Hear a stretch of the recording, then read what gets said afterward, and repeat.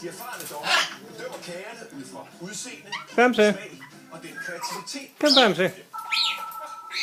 Og velkommen til. Det er jo ikke stort, Kom, Bamse. søde og en ekstra Kom, Bamse.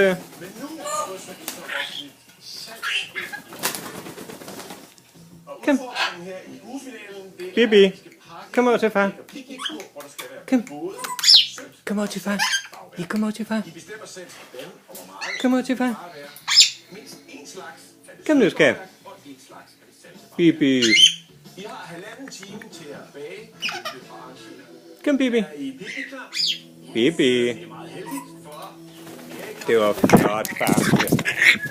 Ja, det var flot. Ja, du var så dygtig. Dygtig, Bamse. Dygtig, Bamse.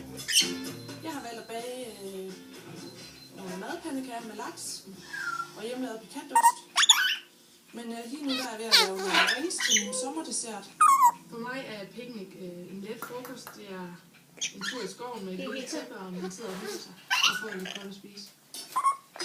Hvis man skal med i finalen, så skal man levere en picnickur, hvor der er lidt variation i.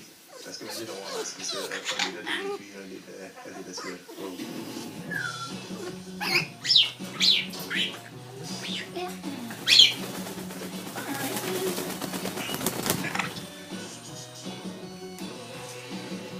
Planen i dag. Tingene skal gå virkelig hurtigt. Vi skal på en fransk picnic-tur i dag. Jeg skal lave fransk chokolade-tærte. Hvad så, Biber? Først skal jeg have banket mørdejen sammen, så den kan komme på køle. Derefter skal jeg have lavet dejen til gedeost-tærten, så den også kan komme på køle. Biber. Samtidig med skal jeg så... Kom først, Bibi. Kom først, Bibi. Derudover så skal jeg jo så også nå at lave grunddejen til de her muffins. Det er faktisk Bibi. Altså, I får mig ikke til at gå alt vil foregå i køen. Det er 3 uger. Hvor er Bibi hen? Hvor er Bibi? Hvor er Bibi hen? Det var den Bibi jo. Ja, det var jo lige den Bibi. Det er opskrifter fra min... Altså, bare lige tage dig her. Sådan. mange ting op i forhold til at lære hende. Kan du sige goddag, Bibi? Og begyndte at lave mad.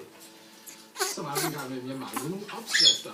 Hvorfor jeg selvfølgelig bare ringede til min mormor. Og det kostede jo kassen at ringe til Frankrig, som mine forældre var virkelig glade for kokdartiskokker, men rimelig rasende over de der telefonregninger, jeg præsenterede en gang imellem. Og jeg er lige så stresset, som jeg er vant til at se min mormor nu.